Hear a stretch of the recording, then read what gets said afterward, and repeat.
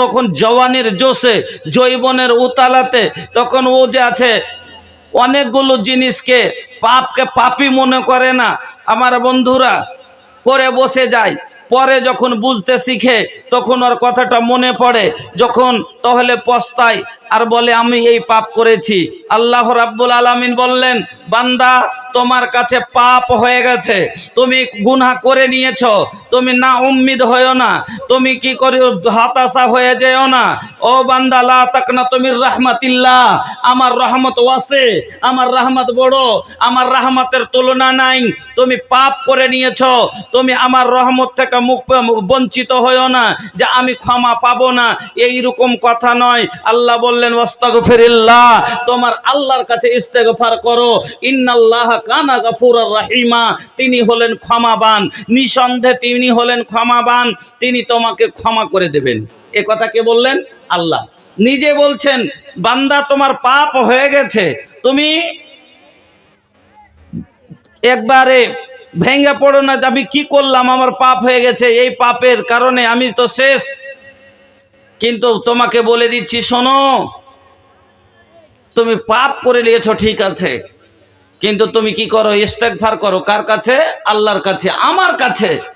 আমি আল্লাহ, ইন্নাল্লাহা কানা গাফুরার রহিমা, নিঃসন্দেহে তোমার আল্লাহ ক্ষমাবান, তোমাকে ক্ষমা করে দেবে। আমার বোনেরা, পাপ করে নিয়েছেন, মারাত্মক পাপ হয়ে গেছে, আপনাকে আমি বলে যাব আজকে 100% গ্যারান্টি ক্ষমার আপনাকে আমি দেব। তার জন্য কিছু শর্ত আছে, ওই নিয়ম আছে, এই নিয়মে যদি তওবা করতে পারেন তাহলে ইনশাআল্লাহ আপনাকে আল্লাহ ক্ষমা করে দেবেন। আমার বন্ধুরা, ওই কথাটি পরে বুঝাবো।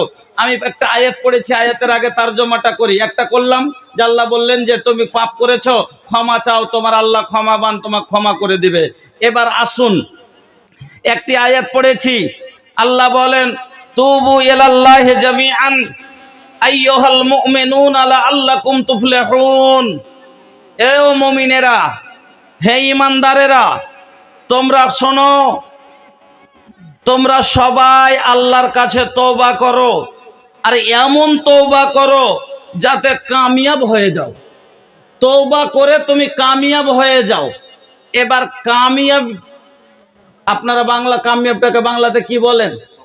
সফল। হ্যাঁ, সফল ও মণ্ডিত হয়ে যাও। হ্যাঁ, আমি তো অত বাংলা জানি না, এই জন্য আল্লাহ কি বললেন? তোমরা সফল হয়ে যাও, কামিয়াব হয়ে যাও, এমন তওবা করো যাতে তুমি সফল হতে পারো। এবার তওবা করলে মানুষ সফল কি করে হয়, কামিয়াব কি করে হয়? আসুন আপনাকে বোঝাই, ভালো করে বুঝবেন কথাটি। আমি তওবা করলাম, তওবা করে মানুষ কি করে কামিয়াব হয়? আসুন, তারাজু দেখেছেন আপনারা? আপনারা তারাজু বলেন না, দাড়ি পাল্লা, তারাজু। তো তারাজুর কয়টা পাল্লা থাকে? দুটো নাকি? তারাজুর কয়টা পাল্লা হয়? দুটা। একদিকে হয় বাটখারা আর একদিকে হয় মাল। একদিকে হয় বাটখারা, একদিকে হয় মাল। সে কোনোই মাল হয়, সবজি হলো, চাল হলো, ডাল হলো, কোনো কিছু হলো, একদিকে হয়। আর একদিকে হয় কি? মাপের কিলোটা, হাফ কিলো, 1 কিলো, যা হোক। এবার তারাজুর পাল্লাতে একদিকে আছে 100 গ্রাম। কথা বুঝে যায়েন, খুব কামিয়াবের কথা বলছি, কানে তুলে নেন ভালো করে। তারাজুর এক পাল্লাতে আছে 100 গ্রাম আর এক পাল্লাতে আছে 900 গ্রাম। কোনটা পাল্লা ঝুঁকবে ভাই? কোনটা নত হবে? যেদিকে 900 গ্রাম আছে, নাকি?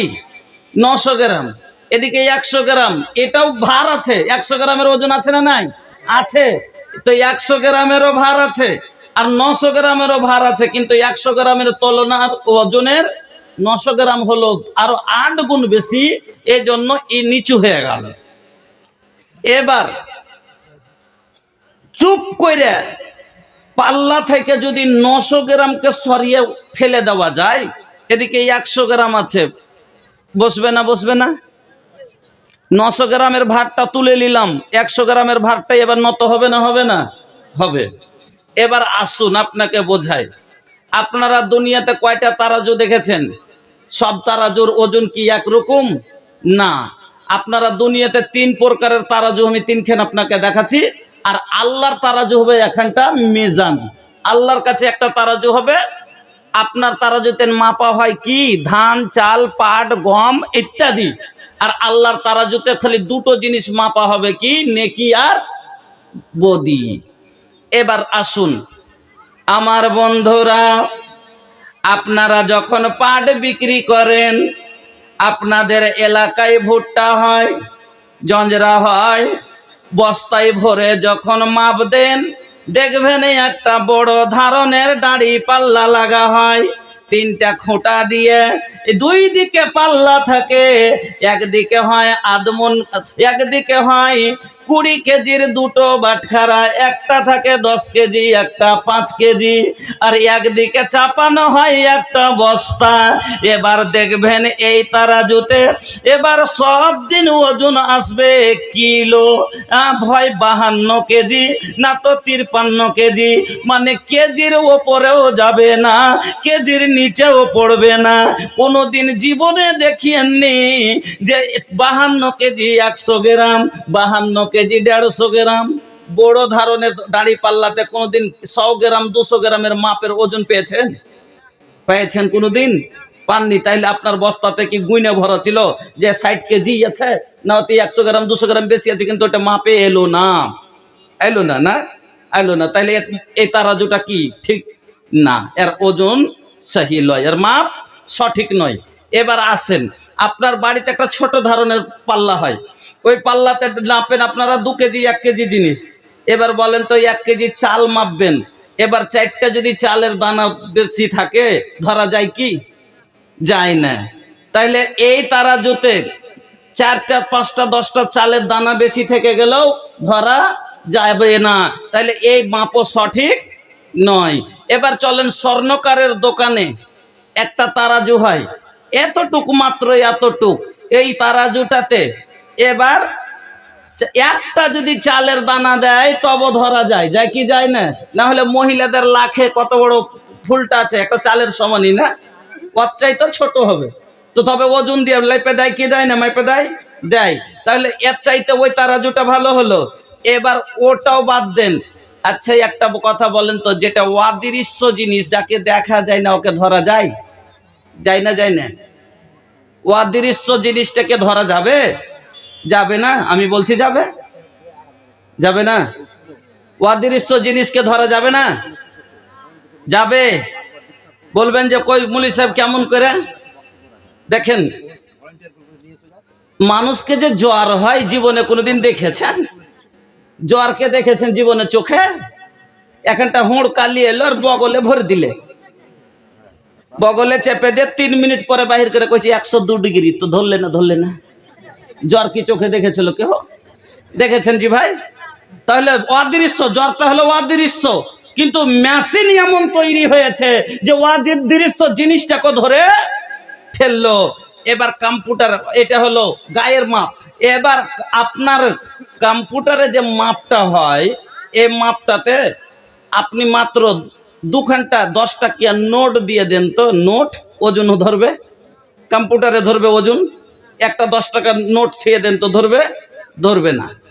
তাহলে কেন কথাটা বললাম? আল্লাহর দাড়ি পাল্লা এবার কিরকম হবে শুনেন। আল্লাহ বলেন, ফামাইয়ামাল মিসকালা যাররাতিন খায়রান ইয়ারা ওয়া মাইয়ামাল মিসকালা যাররাতিন শাররান ইয়ারা।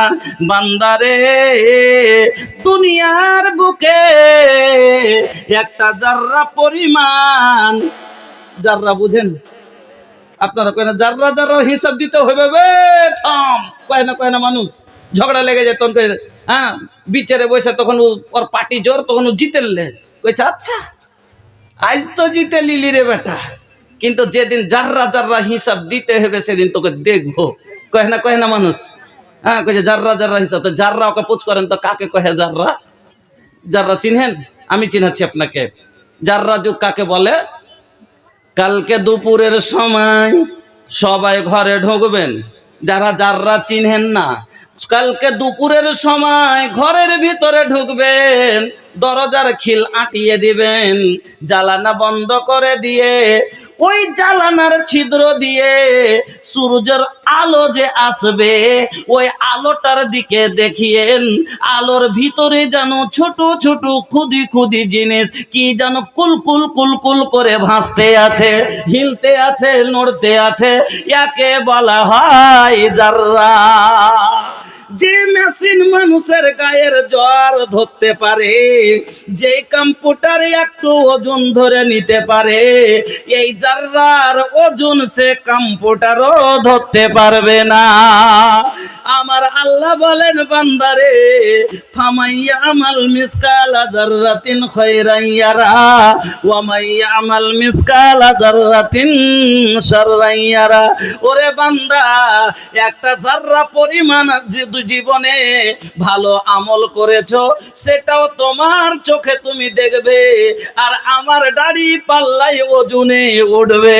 আর একটা জাররা পরিমাণ বান্দা তুমি গুনাহ করেছো সেটাও তোমার চোখে তুমি দেখবে, আর আমার দাড়ি পাল্লাই ওজন দেবে।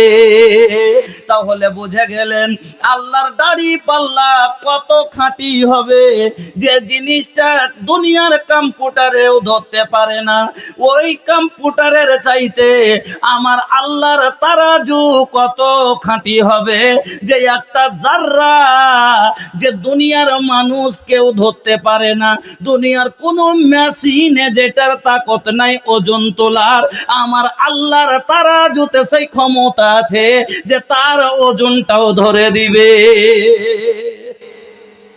এবার আপনাকে বলি, আপনি 99টা পাপ করেছেন, একটা মাত্র নেকি করেছেন।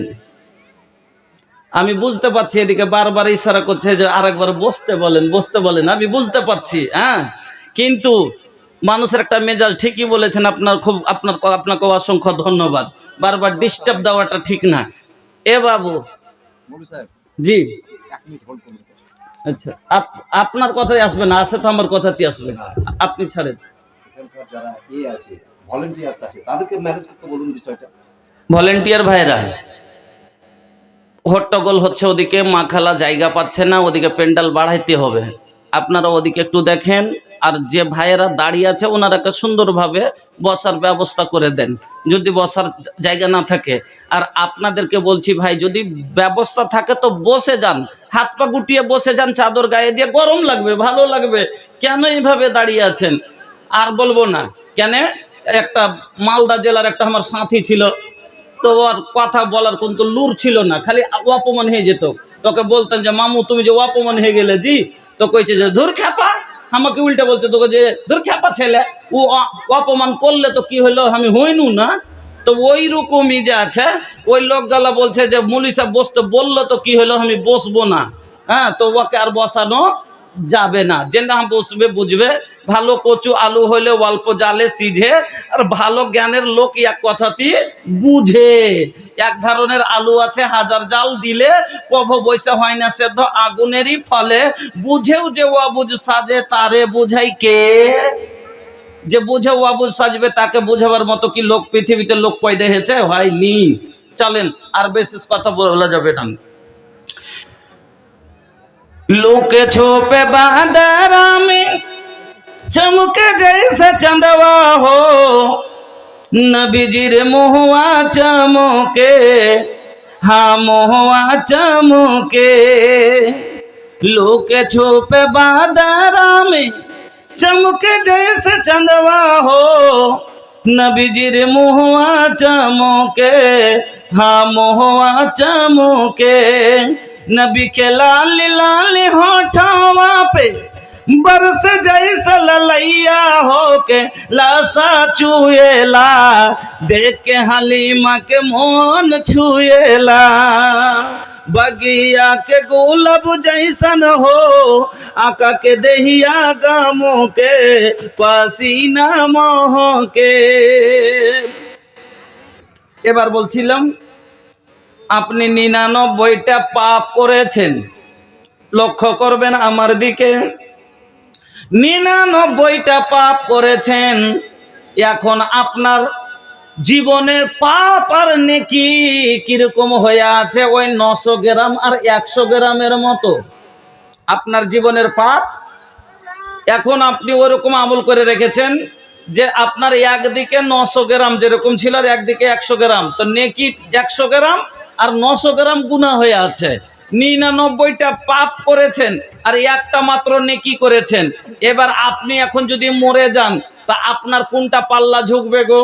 দাঁড়ির কোনটা? যেদিকে গুনাহ আছে সেদিক। আর সে তারাজুর বৈশিষ্ট্য কি? যেটা পাল্লা নত হবে সেদিকে যেতে হবে। নেকির পাল্লা নত হয় জান্নাতে যাবেন, গুনহার পাল্লা নত হয় জাহান্নামে যাবেন। এবার আপনার দাঁড়ির দুটো পাল্লা, এখন যদি মরে যান 99টা পাপ করে মরে গেলেন, তওবা করতে পেলেন না, তার আগে তওবা করতে, গুনাহ করতে করতে পাপ করতে করতে মরে গেলেন, তওবা করলেন না, এবার আপনি জাহান্নামে যাবেন। কিন্তু আপনি পাপ করে নিয়েছেন, নিজের ভুলটা বুঝতে পারলেন যে না আজ আছে কাল মরে যাব। এবার আপনি আল্লাহর কাছে কাঁদতে লাগলেন, তওবা করতে লাগলেন, এমন ভাবে কাঁদলেন আল্লাহর কাছে, এমন তওবা করলেন, ইস্তেগফার করলেন, আল্লাহ আপনার উপরে রাজি হয়ে গেল। 99টা গুনাহ আপনার আল্লাহ তুলে ফেলে দিলেন, মানে মিটিয়ে দিলেন, মাফ করে দিলেন, ক্ষমা করে দিলেন। আপনার একটা নেকি বেঁচে গেল। কেন? আল্লাহ নেকিকে কোনোদিন যায় করেন না। গুনাহকে আল্লাহ কি করে দেন? মিটিয়ে দেন। কিন্তু নেকিকে আল্লাহ মিটান না। মানুষ যখন গুনাহ করেছে, নেকি করেছে, নেকি যে মানুষ যখন নেকির জন্য কোনো কথা মনে সোচে যে আমি এই নেকির কাজটা করব, তখনই নেকি পেয়ে যায়। কিন্তু অতক্ষণ গুনাহ মানুষ যতক্ষণ কইরা না লাই, ও মনে মনে খুব গাইছে, যেমন তা আছে রুস্তুমের মেশিনটা মাঠে এবার চুরি করব তো করব, হ্যাঁ, কিন্তু এখনো করেনি, ওর গুনাহ হবে না, ওর গুনাহ হবে না যতক্ষণ কইরা না লিবে। আর নেকি করেনি, ও মনে মনে করেছে যাই আছে তাই আছে, ই করব না, আল্লাহ যদি বাঁচিয়ে হয় তো আমি কাল থেকে নমাজ ধরে লুব, আর নেক নিয়েতে নেকি পেয়ে লিবে। এবার আপনাকে বলছি, আল্লাহ গুনাহকে মিটান আর নেকিকে বাঁচিয়ে রাখেন। তো এবার আপনার গুনাহকে আল্লাহ আপনার উপরে রাজি হয়ে গেল, এমন কাঁদলেন, আপনার কাছে হাতে ধরে পায়ে পড়ে আল্লাহর কাছে কাঁদতে কাঁদতে, আল্লাহ তুমি ক্ষমা না করলে কে করবে? আল্লাহ এখন যদি আমার মরণ হয়ে যায়, আমি যে জাহান্নামে যাব, আল্লাহ তুমি আমাকে ক্ষমা করো। আপনি কাঁদতে কাঁদতে আল্লাহর কাছে মাপ পেয়ে নিলেন, আল্লাহ রাজি হয়ে গেল, আপনার গুনাহকে আল্লাহ মিটিয়ে দিলেন, একটা মাত্র নেকি বেঁচে গেল। আপনি এখনই মরে যান, আপনার এই দিকের গুনাহ 99টাকে আল্লাহ মিটিয়ে দিয়েছেন, একটা মাত্র নেকি আছে। ওই একটাই নেকি তারাজুর পাল্লায় যেমনই আল্লাহর চড়বে, হাড় করে বসে যাবে। এবার একটাই নেকি আপনার জান্নাত যাওয়ার জন্য যথেষ্ট হয়ে যাবে। তো পাপের কাজ না ছাড়েন, আর নেকির ওপরে নেকি করে চলে যান, আর পাপও করে চলেছেন, লাভ হবে না। কিন্তু পাপ গুনাহ থেকে তওবা করে নিয়ে একটু অল্প নেকি করেন, জান্নাতে চলে যাবেন। কেন? আপনাকে বলছি, এদিকে রোজ যাইছেন ভুট্টা লাপতে, এই যে ভুট্টা হইবে, আর পাইকার গেলা, ব্যবসায়িক গেলা যারা ভুট্টা কিনে, দইহারি করে, দুধ কিনে, এদিকে গেছে রোজ দাঁড়িয়ে মারছে, 5 কেজি করে, 3 কেজি করে, আর মসজিদে এসে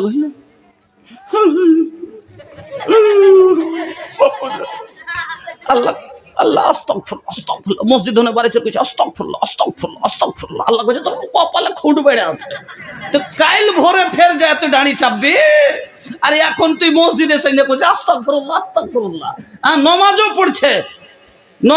পড়ছে, আর এদিকে ঘুষ না হলে বিচারও করে না, আর ফের মসজিদ থেকে বাড়ি যে কইছে আস্তাগফিরুল্লাহ আস্তাগফিরুল্লাহ, আল্লাহ কইছে তোর কপালে খুঁট বেড়ে আছে। কেন? তো আস্তাগফিরুল্লাহ মানে কি? আল্লাহ তুমি আমাকে ক্ষমা করো। ক্ষমাকে কখন এটা ক্ষমা চাহার মতন ক্ষমা চাওয়া হলো নাকি? না, জীবনের মতো ওই পাপ থেকে তওবা করতে হবে, জীবনের মতো ওই পাপ আর করতে হবে না।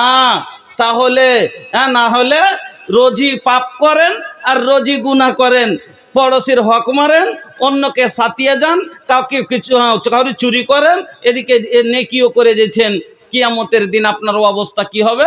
চলেন আল্লাহ রসুলের এই হাদিস শোনাই। আল্লাহ রসুল একদিন বলছেন, আমার উম্মতের ভিতরে আমার উম্মতের সব থেকে গরিব লোক কে জানো?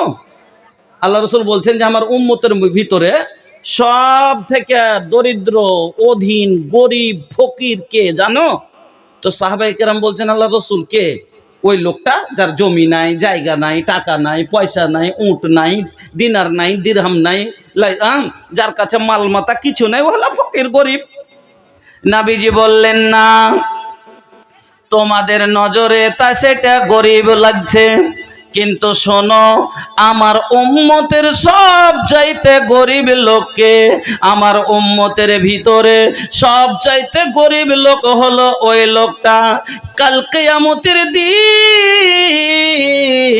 একটা লোক আল্লাহর দরবারে হাজির হবে, নেকির পাহাড় দেখবে চতুর্দিকে, লোকটার নেকির কোনো ওড় নাই, একদিকে রোজার নেকির পাহাড়, একদিকে নামাজের নেকির পাহাড়, একদিকে সাদকার নেকির পাহাড়, একদিকে হজের নেকির পাহাড়, নাফলের সওয়াব, চার চতুর্দিকে যেদিকে নজর যাচ্ছে শুধু নেকির পাহাড়, নেকি দেখা যাচ্ছে।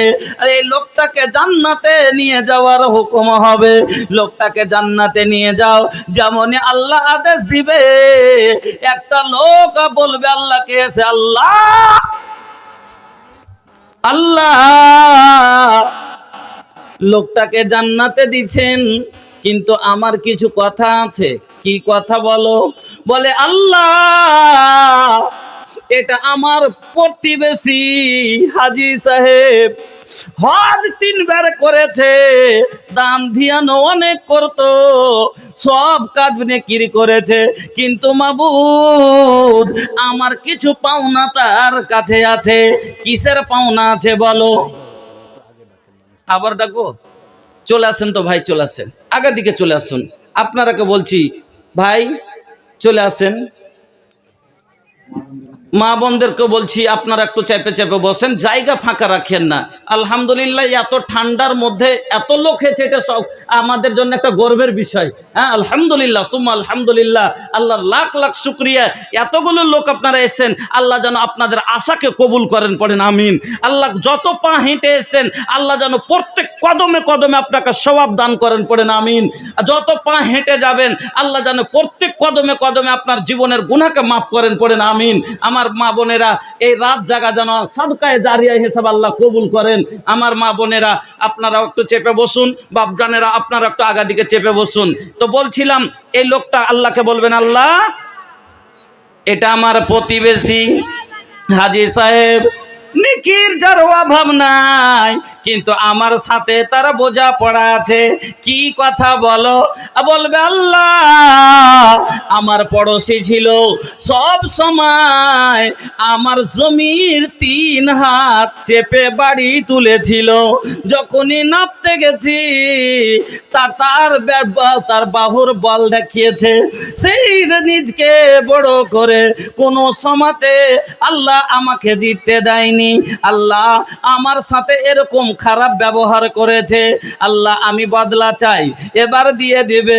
বোন কাঁদতে কাঁদতে আসবে আর বলবে, আল্লাহ, এটা আমার বড় ভাই, আমার বাবার সম্পত্তি 2.5 বিঘা পেয়েছিলাম, মাত্র 1 বিঘা দিয়েছে, 1.5 বিঘা দেয়নি, নিজের নামে করে নিয়েছে, আল্লাহ আজ আমি তার বিনিময় বদলা চাই। এই করতে করতে এক এক করে অনেক লোক আসবে, সবকে নেকি দিয়ে দিয়ে সোজ দেবে, কারণ ওখানে টাকা নাই যে টাকা দিয়ে জমির ভরনা ভরবে, ওখানে কোনো জমি নাই যে ছেড়ে দেবে, কি দিয়া সোজ দেবে? নেকি কেটে কেটে তাকে আল্লাহ সহজ করবে। এমন হবে, নেকি দিতে দিতে সব নেকি তার ফুরিয়ে যাবে, লাস্টে গুনাহগুলো এবার আরো পাওনাদার থেকে যাবে। ওই পাওনাদারেরা এসে বলবে, আল্লাহ, আমরাও তো এর কাছে পাই। আল্লাহ বলবেন, আর কি দিবি?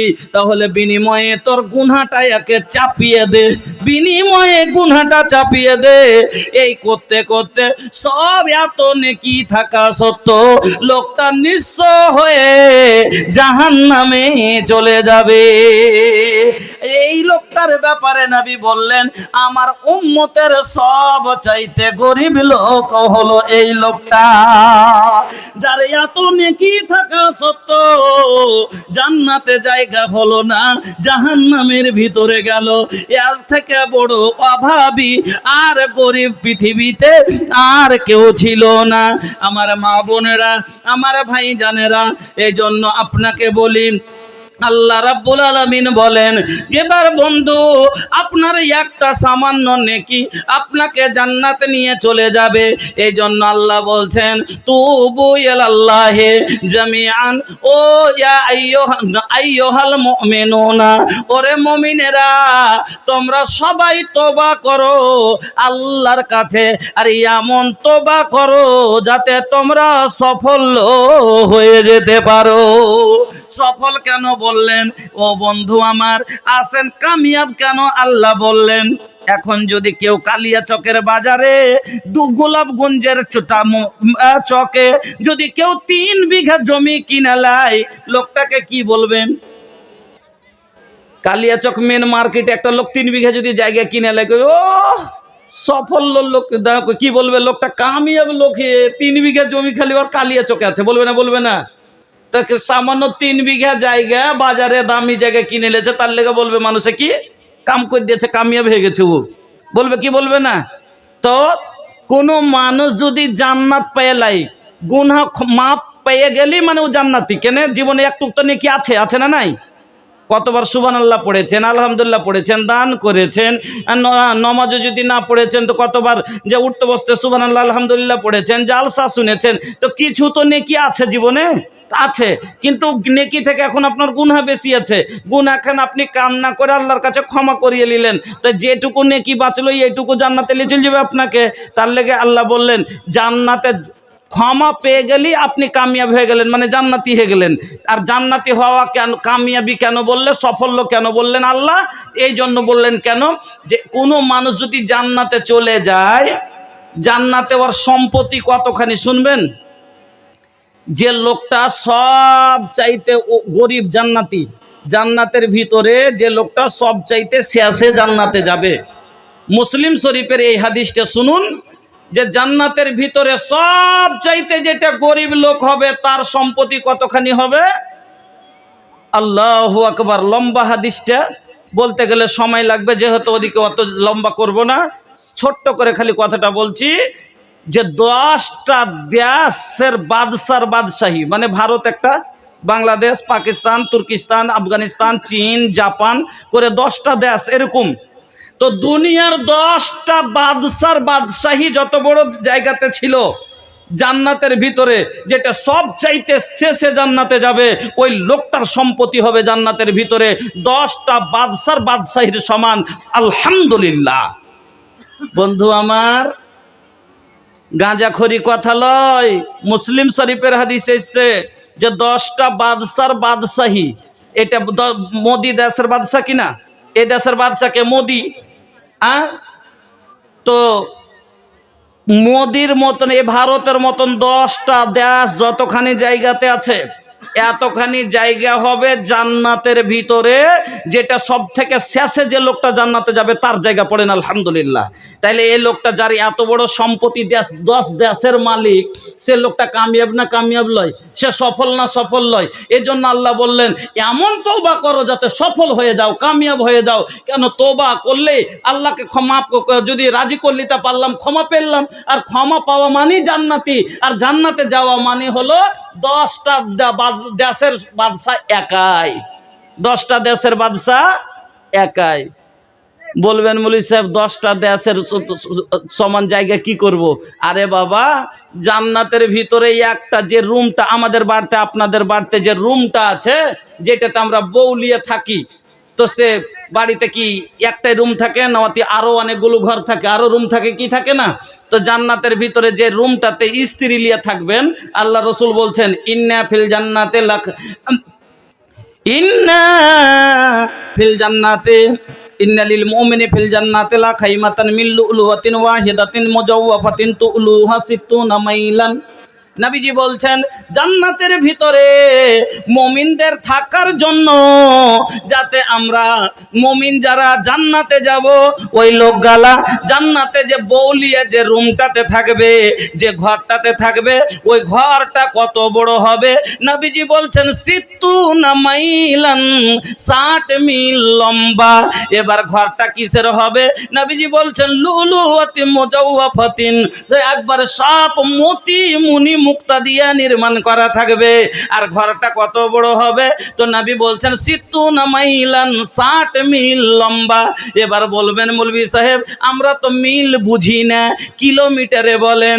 তো এবার কিলোমিটারে কিন্তু একটু আছে ভাই, জায়গা হিসাবে মাপে কম বেশি আছে। আপনার মালদা জেলা হলো 33 শতকের বিঘে, আপনার মালদা ডিস্ট্রিক্ট 33 শতকের বিঘে, কাটিহার ডিস্ট্রিক্ট হলো 84 শতকের বিঘে, আমাদের পূর্ণিয়া হলো 42 শতকের বিঘে, কিষানগঞ্জ হলো 52 শতকের বিঘে। তো জায়গা জায়গা হিসাবে মাপ আছে, বুঝলেন কি না? তো ছোট মাপ আর বড় মাপ। এবার বড় মাপে কিলোমিটার মিল যদি ধরা যায়, বড় মাপে ওরকম মিলেও মানে আছে, ইখতিলাফ আছে। তো বড় মাপের মিল যদি ধরা যায় তো সিত্তুনা মাইলান থেকে আসবে 60 মিল, মানে মোটামুটি 180 কিলোমিটার। 180 কিলোমিটার এখান থেকে কত দূর? দলকোলা থেকে বেশি চলে যাবে লাগছে, হ্যাঁ, এখান থেকে দলকোলা পার। এত বড় খালি কত সুত কই মুমিনের সুতার ঘর। আল্লাহু আকবার। তাহলে চিন্তা করেন, আর উপর মতি দিয়া বানাও, মনি মুক্তা দিয়া বানানো, তাহলে লোকটা কামিয়াব হলো না? হলো না? যার এত বড় খালি মতি হীরা মনি মুক্তার বানানো ঘর থাকবে, সে লোকটা কামিয়াব কি কামিয়াব বলে কবে? আবে সোনার বিল্ডিং বে, বলবে কি বলবে না? এই জন্য আল্লাহ কি বললেন যে এমন তওবা করো যাতে সফল হয়ে যাও। তওবা করলে আল্লাহ, তওবা করে আল্লাহকে রাজি করলাও, ক্ষমা পেলেন, ক্ষমা পাও মানে জান্নাতি। আর জান্নাতে যাওয়াই মানে হলো 10 দেশের মালিক, 10 দেশের মালিক। এই জন্য আল্লাহ কি বললেন? বান্দা, হে মুমিন, তোমরা আমার কাছে সবাই একজুট হয়ে ক্ষমা চাও, আমি আল্লাহ তোমাকে ক্ষমা করে দিব। এবার আমার বন্ধুরা, এবার আসুন কিভাবে আল্লাহ ক্ষমা করেছেন। আল্লাহ ক্ষমা করেছেন আদম আলাইহিস সালামকে, আল্লাহ ক্ষমা করেছেন মুসা আলাইহিস সালামকে, আল্লাহ ক্ষমা করেছেন আল্লাহ ইউনুস আলাইহিস সালামকে, আল্লাহ ক্ষমা করেছেন আর আল্লাহ ক্ষমা করেছেন নূহ আলাইহিস সালামকে। বলবেন যে ওনারা নাবী হয়ে কি ভুল করছিলেন যে ওনারাকে ক্ষমা করলেন? তো বেশি সব বলতে গেলে তো লম্বা হয়ে যাবে, মাত্র 2টা কথা বলছি। মানুষ মানে কি আদম সন্তান, এই জন্যই নবী বলেছেন কুল্লু বানি আদম খাতাউন, আদমের সব সন্তানই ক্ষতিকর, তার দ্বারা তো গুনাহ হওয়াটা স্বাভাবিক। এবার শোনেন, আদম আলাইহিস সালাম কি ভুল করেছিলেন? কোনো বড় ভুল নয়। কি ভুলটা ছিল? আল্লাহ আদম আর হাওয়াকে তৈরি করলেন জান্নাতের ভিতরে, আর আপনারা সবাই জানেন। আর দিয়ে কি বললেন? মুসকুন আনতা ওয়া জাওজুকাল জান্নাতা ওয়া কুলা মিনহা রাগাদান হাইসু শি'তুমা ওয়া লা তাকরাবা হাযিহিস শাজারাতা ফাতাকুনা মিনাজ জালিমিন। আল্লাহ রাব্বুল আলামিন বললেন, ও আদম হাওয়া, তোমরা দুইজন এই জান্নাতে থাকো আর আনন্দ করে খাও, আনন্দ করে খাও আর ঘুরো, কিন্তু শুনো ওয়ালা তাকরাবা হাযিহিস সাজারাতা, ওই গাছটা দেখছো, ওই বৃক্ষটা দেখছো, তার কাছে তোমরা যাইও না। কিন্তু শয়তানের চক্রান্তে পড়ে আদম হাওয়া আল্লাহর কথা রাখতে পারলেন না। দুইজন মিলে কি করলেন? ওই গাছের ফল এবার ভক্ষণ করে নিলেন। আর যেমনই ভক্ষণ করে নেওয়া, পরন থেকে জান্নাতি পোশাক উড়ে গেল আর পায়খানা পেশাব শুরু হয়ে গেল। আমার বন্ধুরা, জান্নাতের ভিতরে পেশাব পায়খানা হবে না, এমন পরিষ্কার জায়গা, আর পেশাব পায়খানা করার লোককে ওখানে কোনো জায়গায় নাই। যা বলবেন মাওলানা সাহেব, তাহলে দুনিয়ার মানুষ যে জান্নাতে যাবে ওরা কি পায়খানা পেশাব করবে না? না রে বন্ধু, না। জান্নাতের ভিতরে কোনো মানুষের পেশাব পায়খানা হবে না। আল্লাহর নবী বলছেন, ইন্না ফিল জান্নাতি ইয়াকুলুনা ফিহা ওয়ালা ইয়াশরাবুনা ওয়ালা ইয়াতফালুনা ওয়ালা ইয়াবুলুনা ওয়ালা ইয়াতাগাওয়াতুনা ওয়ালা ইয়ামতাখিতুনা। ক্বালু ফামা বালুত তুআমি ক্বালা জুসাউন ওয়া রাসুহুন কারাসিল মিস ইলহামুনা তাসবিহা ওয়া তাহমিদা কামা তুলহামুনান নাফসা। জান্নাতের ভিতরে যতই খেলেন দেগের দেগ খেয়ে শেষ করে দেন, কিন্তু আপনার দুনিয়াতে একটু খাওয়া বেশি হয়ে গেলে গ্যাস হয়ে যায়, পায়খানা পেশ ধরে লায়। আমার বন্ধুরা, জান্নাতের ভিতরে আল্লাহর অগণন নিয়ামত খাবেন, কিন্তু পায়খানা হবে না, পেশাব হবে না। বল একটু বেশি যদি রসালো ফল খাওয়া যায় সর্দি ধরে লাই, জান্নাতের ভিতরে সর্দি ধরবে না, গলাতে খাস আসবে না। তাহলে বলবেন মাওলানা সাহেব, তাহলে এতগুলো যে খাবো তাহলে যাবে কোথায়?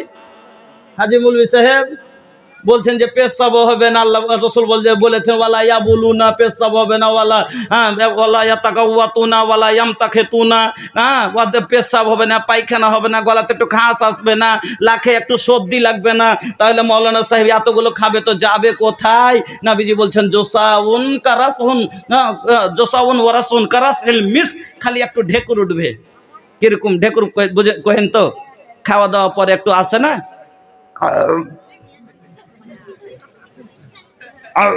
একটু করে না, আর কিছু গুলো মানুষ থাকবে মসজিদে করে ওঠে। হ্যাঁ, তো আমরা যদি বিরিয়ানিও খাই তবু আমাদের গন্ধ বের হবে পেট থেকে। আর মূলা খাইয়া যদি কেউ খালি হাউ করে দেবো যে কেউ উঠবে, বলবে না? বলবে না? কিন্তু আল্লাহর জান্নাতের ভিতরে যে খাবেন, আপনার পায়খানা পেশাব হবে না। দুদিন যদি পায়খানা না হয় তাহলে দুনিয়াতে পেট চড়ে যাবে, তার বাই সরবে না, আর তার বাইরে থাকা যাবে না, এত গন্ধ শুরু হয়ে যাবে।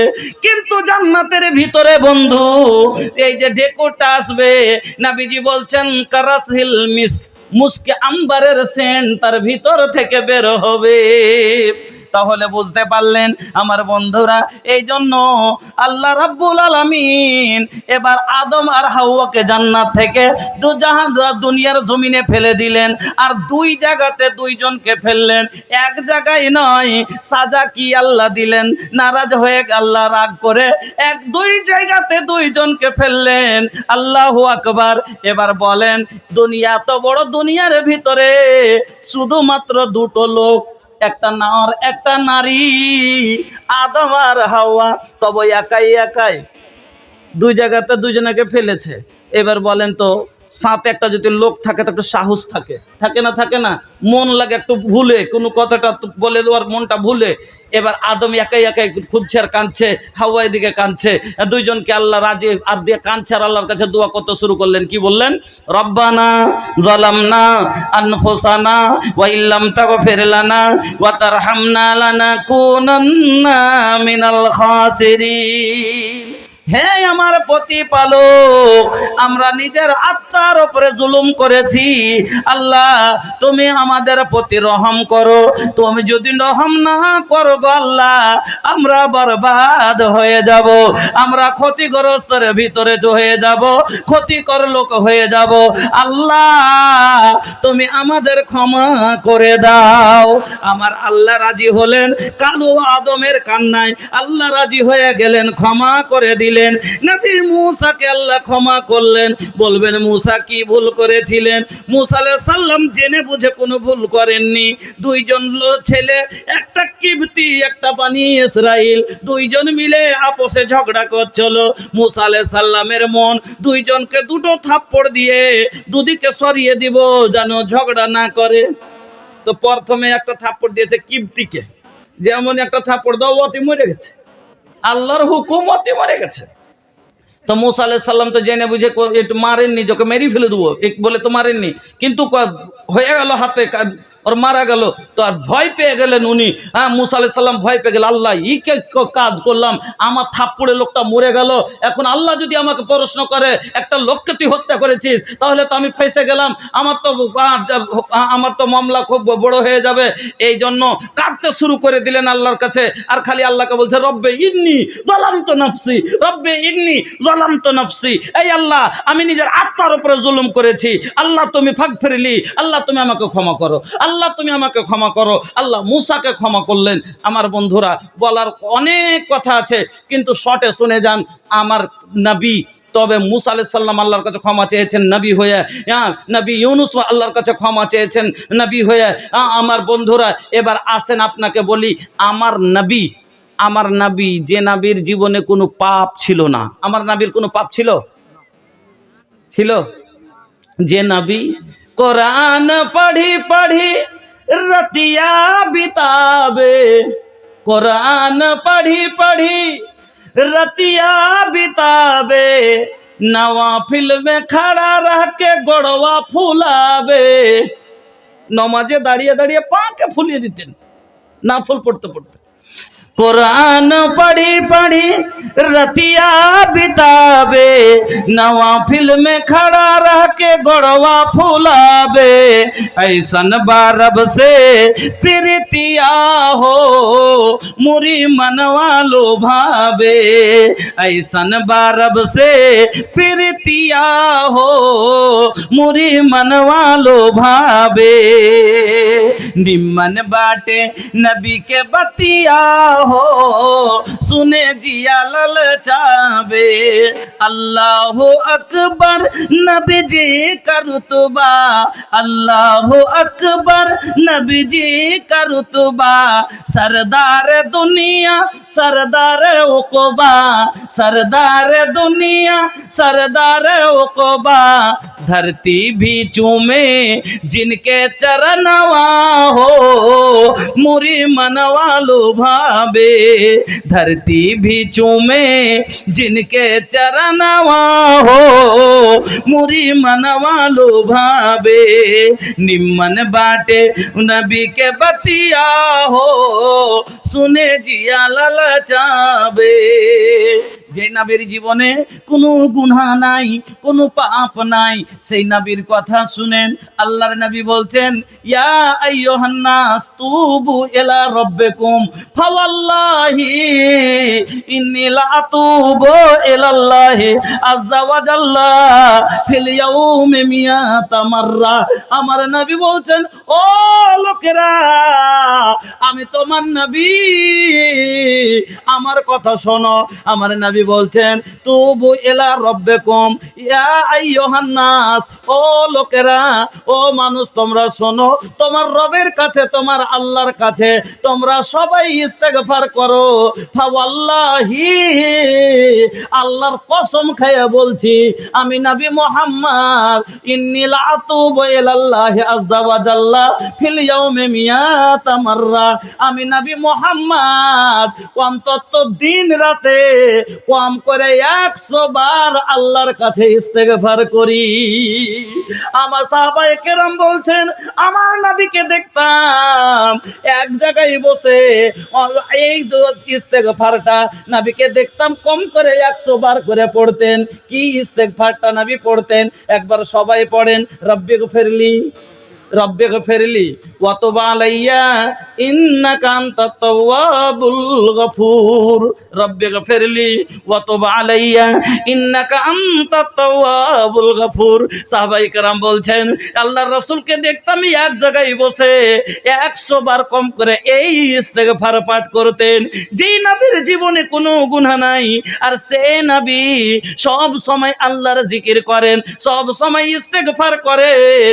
আর আমরা কেমন মুসলমান? ওরে সুবহানাল্লাহ, ওরে আল্লাহ, আমাদের একটু যদি সময় পাওয়া যায়, আমরা জিকির তো দূরের কথা, মানুষের জিকির করি, আল্লাহর জিকির করি না।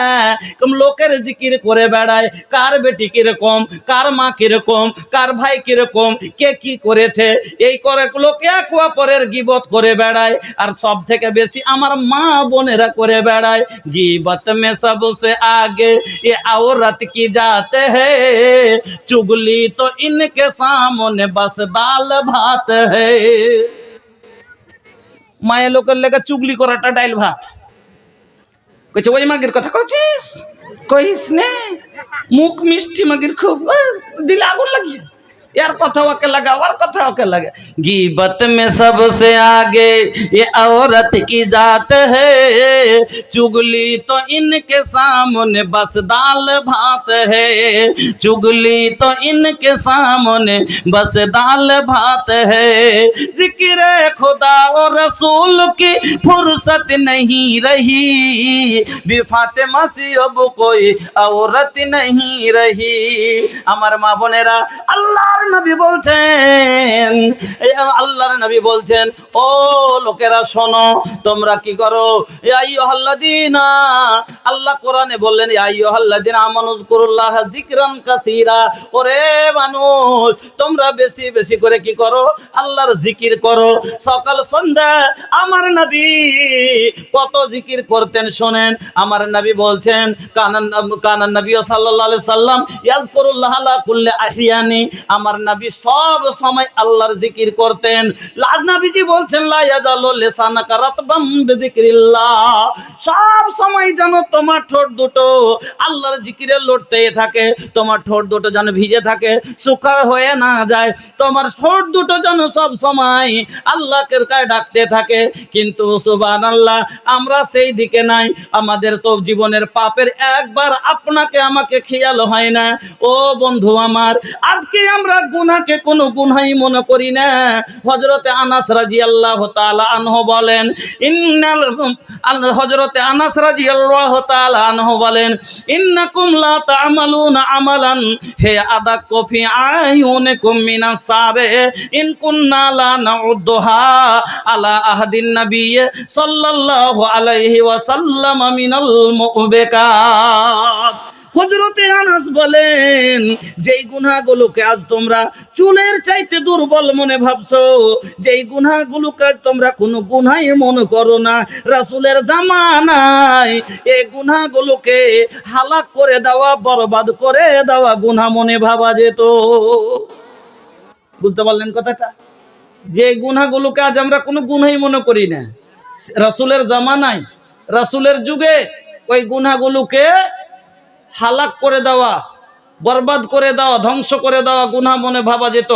বলবেন কোন গুনাহটাকে মৌলানা আমরা গুনাহ মনে করি না, রাসূলের যুগে ধ্বংস করে দেওয়া গুনাহ মনে ভাবা যেত? আপনাকে একটা উদাহরণ দিচ্ছি মাত্র, তার মধ্যে একটা হলো গান শোনা, আলাতে মৌসিকি, গান শোনা গুনাহ, মিউজিক। আচ্ছা, গানে মিউজিক ছাড়া গান আছে? মিউজিক ছাড়া গান আছে? আর গান গান আমি বলছি, মোবাইলে যে গানগুলো শুনেন, মিউজিক শরিয়তে হারাম। গান শিরকিয়া কালাম বা ফহশ কালাম যদি থাকে হারাম। কিন্তু এমনও গান আছে তাতে মিউজিক নেই, আর ফহশ কোনো কথাও নাই, আর শিরকিয়া কোনো কালাম নাই, বেদাতে কোনো কথা নাই। যেরকম আপনার এই যে বাংলাদেশের অনেকগুলো গান, আমি একটা গান শোনাবো আপনাকে, শোনাচ্ছি। গান মনে করে লিয়েন না, ফের তো মনীষের গান শোনা যেত, ফের ওইটা বাইরে লয়ে যাবে। হ্যাঁ, তখন কি কি করিতে আইলা, কি করিয়া গেলা, কি করিতে আইলা, কি করিয়া গেলা, চিন্তা করে দেখে মনা, সবার ওপর আছে একজনা, তোর খবর সব আছে তার জানা।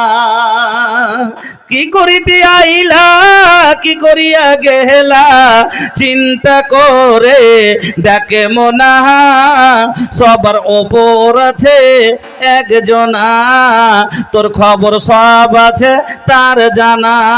হাত বলবে হাতের কথা, পাপের কাজ করিলে, পা বলবে পায়ের কথা, পাপের পথে চলিলে।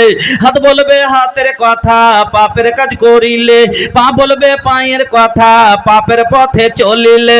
মুখের অন্যায় বলবে মুখে, চোখের অন্যায় বলবে চোখে, মুখের অন্যায় বলবে মুখে, চোখের অন্যায় বলবে চোখে। মাবুদ মাওলার কাছে রিহাই পাইবা না, সবার ওপর আছে একজনা, তোর খবর সব আছে তার জানা। দুই কান্ধে দুই ফেরেশতা, কেরামিন আর কাতেবিন, দুই কান্ধে দুই ফেরেশতা কেরামিন আর কাতেবিন, তোর পাপ পুণ্যের কথা লেখা রাখছে প্রতিদিন। দুই কান্ধে দুই ফেরেশতা কেরামিন আর কাতেবিন, তোর পাপ পুণ্যের কথা লেখা রাখছে প্রতিদিন। মাবুদ মাওলার কাছে যেদিন জমা দিবে তোর আমল নামা, হাজারো কানলে রিহাই পাইবা না, সবার ওপর আছে একজনা, তোর খবর সব আছে তার জানা। এতে খারাপ কথা আছে? কথাটি শোনা যাবে না? যাবে না? সবটি ভালো কথা, কিন্তু এত যদি ফের মিউজিক লাগিয়ে দেয়, দিয়ে ধকম ধুকুম করে ঘুরছে, ওই যে মাটি কাঁপা গুলা, কত সুন্দর কথাটি, কিন্তু এটা বাংলাদেশের একটা গান। হ্যাঁ, এটা অতি মিউজিক লাগিয়ে দিয়েছে। অতি মিউজিক যখন লাগিয়ে দিলে, ধাকাম ধুকুম যখন শুরু হয়ে গেল, তখন ও কি হয়ে যাবে? হারামে পরিণত হয়ে যাবে।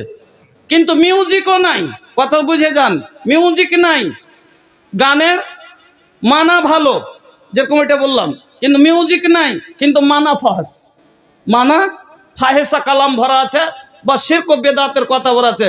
যেরকম আপনাকে বলে দিচ্ছি, একটু গান শোনাবো না, আমি তো গান শুনি না যে বলবো যে আপনাকে গান শোনাল, যে ওটা ভালো কথা, ওই জন্য আপনাকে বললাম। তো কি, যেরকম ওই কি কয় না, কথাটা ভুলে যে গেলাম, একটা কথা মনে ছিল, ওই হিন্দিতে একটা কহে না যে, আচ্ছা যাক, মনে তো আসবে তখন শুনিয়ে দিব। মানে ফাইজ কথা, মানে কইছে যে আল্লাহ তোকে যে আছে, তোকে দেখে দেখে যে আছে, ফুরসতে বানালছে। আল্লাহ মানুষকে ফুরসত লাগে বানাইতে, আল্লাহকে फुर्सत से तुम्हें मेरे यार कहे ना, कुदरत ने बनाया होगा फुर्सत से तुम्हें मेरे यार। তা আল্লাহকে ফুরসত লাগে শুদ্ধ নাকি? এ যা আরাদ আল্লাহ কুন ফায়াকুন, যখন আল্লাহ কোন জিনিস তৈরি করার ইচ্ছা করেন, খালি বলেন হয়ে যা, হয়ে গেল। আর ই বোকা মাদারি বলছে কি ফুরসত সে বানায়া হোগা, আল্লাহকে ফুরসত লাগে, গাধা মারানি। এ কাতেব কোন গাধা? এ লিগে কয়ে চাল কাতেব কাল হেমার, এ গাধা। যা হোক ভাইজান আমার, বন্ধুরা আমার, তাহলে রাসূলের জামানায় যদি খালি কানে মিউজিক পড়েছে, ওই যুগে তো ডিজে ছিল না, ওই যুগে তো এত সুন্দর বাঁশিয়ার বাজনা ছিল না। ওই যুগে কি ছিল? এক তাবলা দু তাবলা ঢোল, আর পায়ে ঝুমকড়ি বাঁধে লিয়ে ঝুমঝুম করে বা হাতে এরকম করে ঝুমকা বাজাইতো, এই হলো মিউজিক। আর গান বলতো। তারপরে নবীজির কানে, সাহাবায়ে কেরামের কানে যদি আওয়াজ গেছে, কানকে বন্ধ করে নিয়েছেন আর বলেছেন তাড়াতাড়ি এখান থেকে সরো, এখানে শয়তানি আমল হচ্ছে। যে নবী গানে মিউজিক, কানে আওয়াজ পড়তে গেলে কানকে বন্ধ করেন, জায়গা থেকে পালান, সেই নবীকে মাননেওয়ালা আর সে মোহাম্মদ নাম দিয়ে নাম রাখনেওয়ালা, সেই নবীর উম্মত বলনেওয়ালা আপনি এই মুসলমানের আওলাদ, মনে জেনে গান শুনছে না? শুনে না? বলে শুনে না? হ্যাঁ, এমবি ভরছে একবারে, কইছে তাহারা মোবাইল বা হারকে বিহারে লিখেছে দেখেন দোকানে সুন্দর করে কইছে তাহারা মোবাইল বা আমরা বা ল্যাপটপ আবানা গাদাল দিহি গানা হো টপ টপ।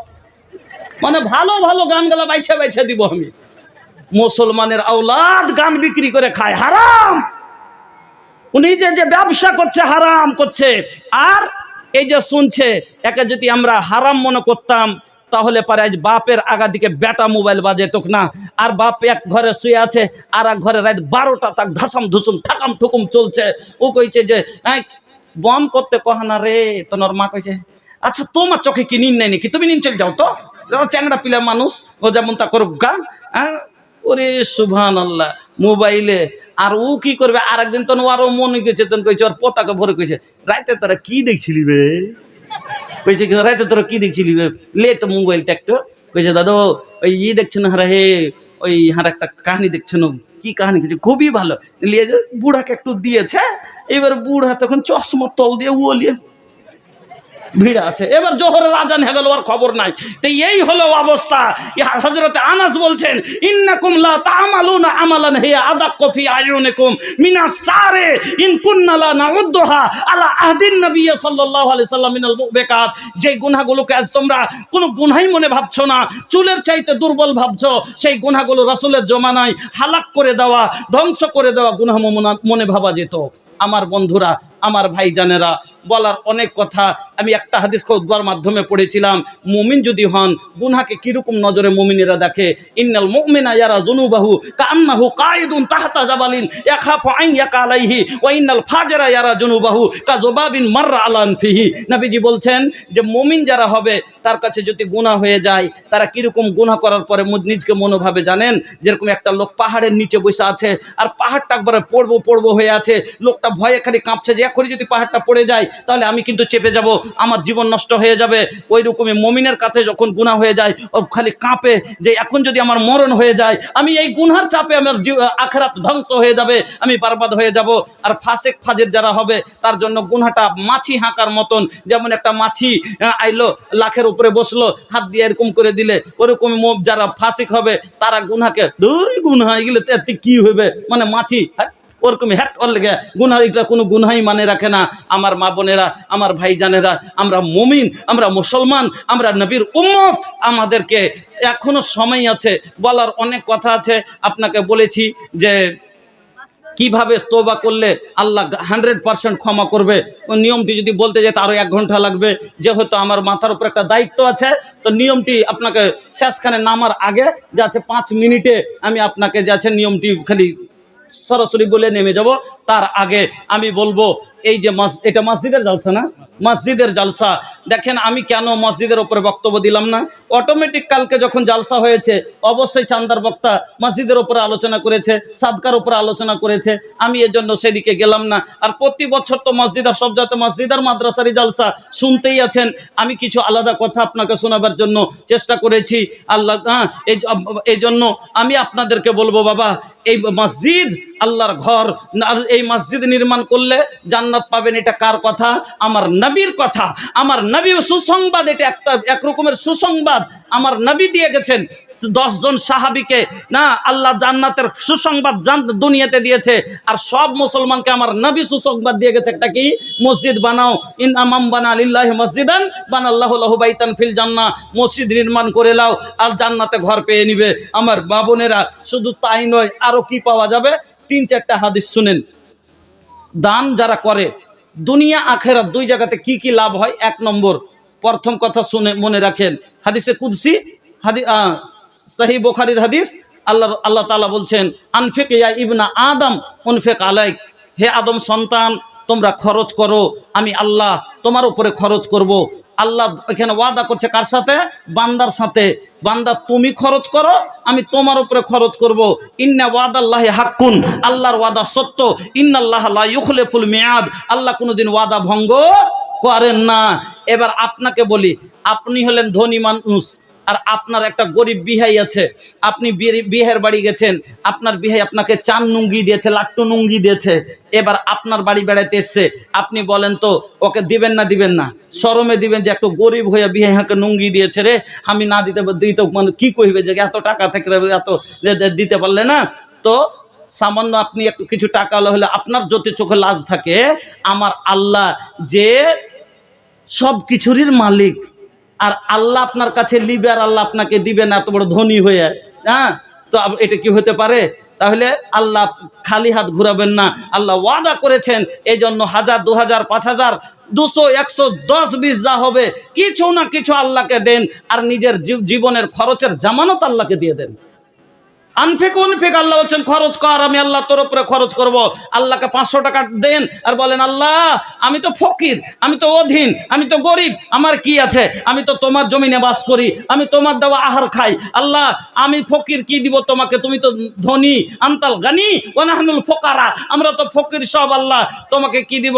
তবে 500 টাকা আল্লাহ তোমার ঘরে দিচ্ছি, আল্লাহ তুমি আমার ঘরের খরচ, জীবনের আমার বাড়ির খরচের জামানত আল্লাহ তুমি কবুল করে লাও ইন্নামাল আমালু বিন্নিয়াত, অন্তর থেকে যদি নিয়াত করে দিতে পারেন আল্লাহ আপনার বাড়ির খরচের জামানত আল্লাহ গ্রহণ করবে।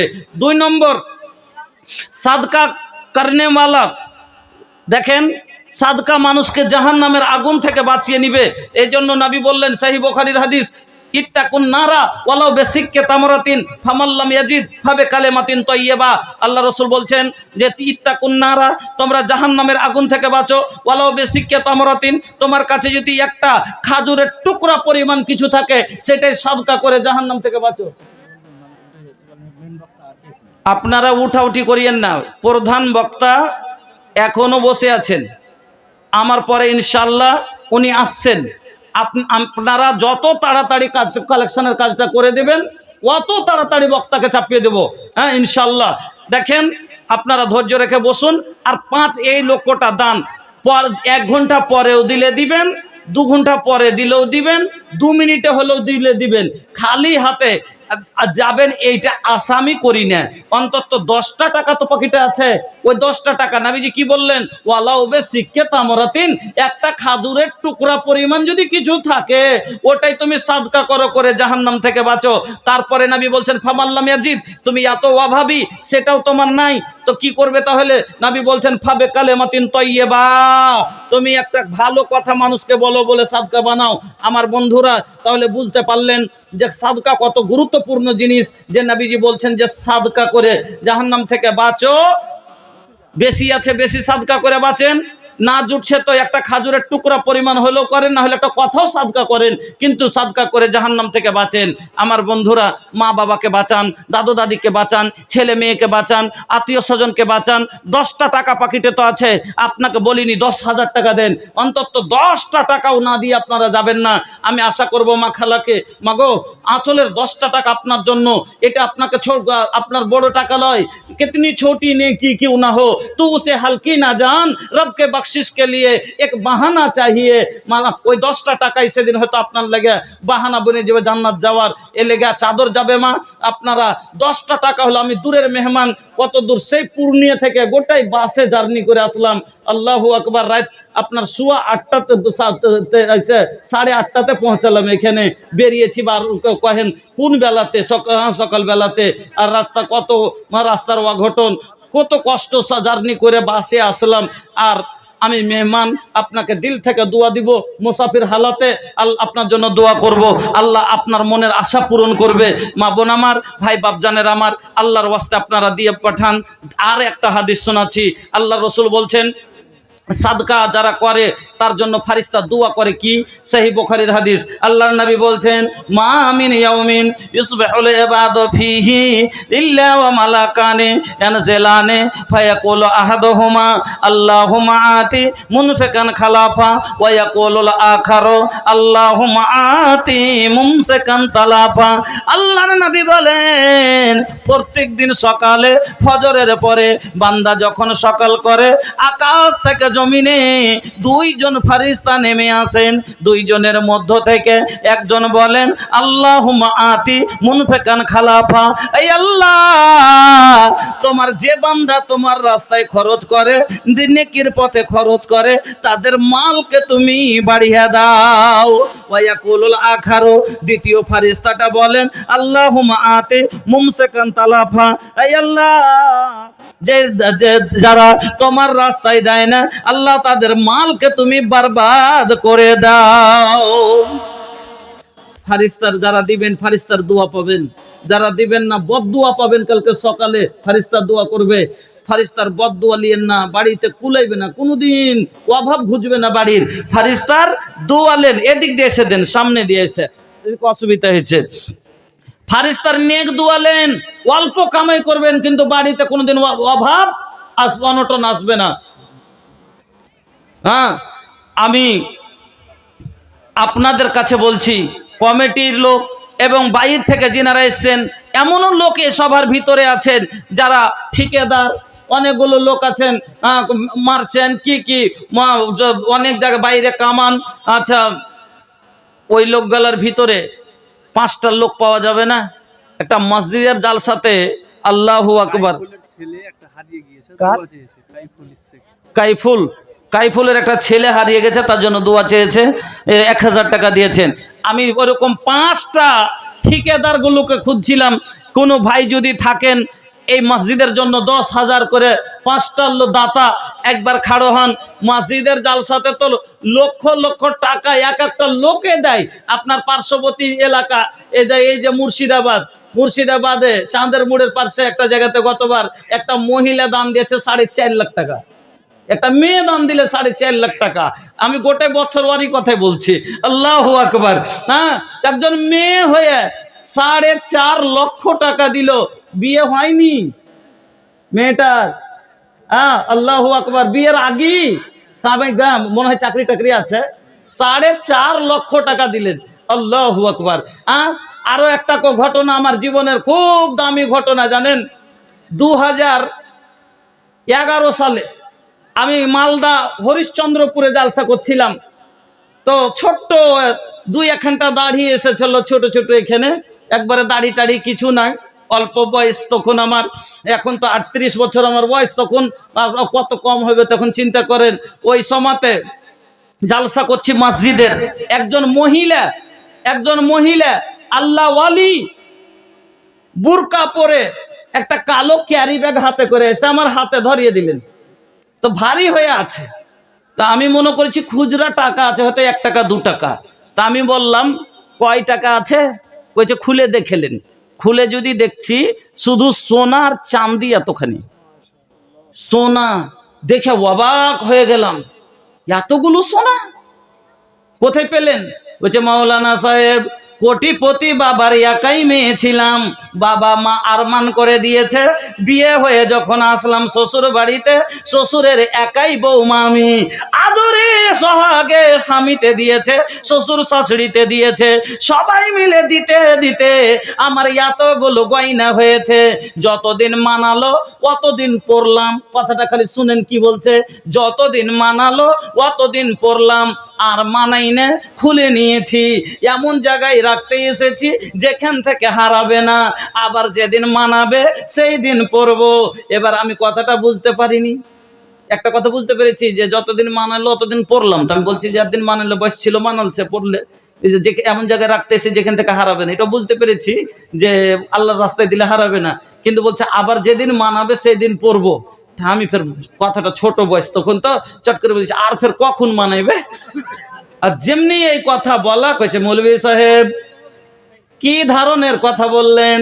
কেন আপনারাই তো বলছেন জান্নাতে কোনো বুড়া লোক যাবে না, যত জান্নাতি জান্নাতে যাবে সব সেদিন যুবক আর যুবতী হবে সেদিন। এবার বলেন আমাদের ছেলে যদি হয় 28 বছরের, মেয়েলি 16-17 বছরের, তাহলে সেদিন নবীজি বলেছেন যে যত লোক পুরুষ লোক হবে সবারই বয়স হবে 30 থেকে 33 বছর। তাহলে বউগালা সেদিন কয় বছরের হবে? 20 বছর, 18-20 বছরের হবে না? হবে না। এবার মৌলভী সাহেব সেই দিন যখন স্বামীর কাছে যাব তখন আমার বয়স হবে 18-20 বছর, সেই দিন আমাকে মানাবে না, সেই দিন পরে আবার স্বামীর আগা দিকে যাব। আল্লাহু আকবার। আজ 11-13 বছর থেকে ওই মহিলার কথা প্রত্যেক জায়গা থেকে বছরে যে কতবার করে নাম লিছি। আছে কোন মায়ের লাল, আছে কোন মহিলা এইরকম আল্লাহ ওয়ালি, এইরকম দিনদার যে মরার আগে মেয়েদের ঝগড়াই রাখবো না, মেয়েদের কেসা শেষ করে দিব, মরতে নেই 2টো কানের বালি আর 3টে মেয়ে, ও বলবে আমি নিব, ছোটটা বলবে আমি নিব, আর একটা বলবে তোর কি হাঁকে কুড়ি গেলিস, চলো আমি কুণ্ঠে যাব, ঝগড়া লেগে যাবে। এই জন্য মরার আগে নিজের জায়গার জন্য জমা করে নেন, আল্লাহর ঘরে দিয়ে দেন। আমাদের দিকে জালসাতে আছে এতক্ষণ দুধ, আমাদের দিকে এতক্ষণ কিনা আমাদের দিকে 2-4 বোরা করে খালি এতক্ষণ কি হতো জানেন, খালি কাঁসার বর্তন বাসন হতো। মহিলারা যখন আসে কাঁসার বর্তন বাসন আমাদের দিকে এত ব্যবহার করে না, ওই জন্য সব দান করে দেয়। তো মা বোন আমার, ওদিক থেকে আপনারা লাখের কানের রাসূলের যুগের দান। যেইভাবে নবীজি মেরাজ থেকে আসার পরে যখন মহিলাদেরকে জাহান্নামের ভিতরে বেশি দেখলেন, আর আসার পরে বললেন, ইয়া মাসারান নিসা তাসাদ্দাকনা, এ মহিলার দলেরা তোমরা বেশি বেশি করে সাদকা করো। কেন? আমি মুহাম্মদ, আমি নবী, তোমাদের জাহান্নামের ভিতরে বেশি দেখলাম। মা বোন আমার, মহিলারা আল্লাহু আকবার কানের খুলে খুলে, লাখের খুলে খুলে গলা খালি করে দিয়েছিল। মা বোন আমার, আপনারা কে আল্লাহর ঘরকে দিবেন, আল্লাহ আপনাকে সোনার ঘর দিবে। আপনারা হাতের আংটি থেকে নিয়ে গলার কানের, আল্লাহর ওয়ালি কোনো এক মহিলা নাই, গলার তাবিজ খুলে দিবেন, গলার পান খুলে দিবেন, হাতের বালা খুলে দিবেন, পায়ের তোড়া খুলে দিবেন। আমাদের দিকে 5 খান 10 খান 7 খান খালি হারই উঠে, 10 খান 20 খান খালি চাঁদির হার পাওয়া যাবে। কিন্তু এখানে কিছুই দেখতে পাই না গো। আলহামদুলিল্লাহ 5টা লোক আবদার করেছি, কোন ঠিকাদার ভাই আল্লাহওয়ালা এরকম নাই যে 10,000 টাকা করে মসজিদের জন্য দিবেন। 10টা কোনো ভাই 5,000 করে। আল্লাহু আকবার। এত বড় সভার ভিতরে আল্লাহওয়ালা নিজের জন্য, নিজের ভবিষ্যতের জন্য, আখেরাতের নিজের ঠিকানা বানাবার জন্য 5,000 করে 10টা লোক, 5টা লোক, একটা লোক সব আগে আবার হাতে এসে দেন, একটাও লোক দিয়ে সাড়া দেন যে আমি দিলাম 5,000 টাকা আল্লাহর ঘরে। ও ভাইজান, 50 লাখ টাকার বিল্ডিং তৈরি করেছেন, 30 লক্ষ টাকা দিয়ে বাড়ি করেছেন, কেতাবের কোনো পাতায় লিখা নাই জান্নাত পাবেন, কিন্তু 30টা টাকা আপনার মসজিদের ঘরে লাগিয়েছেন।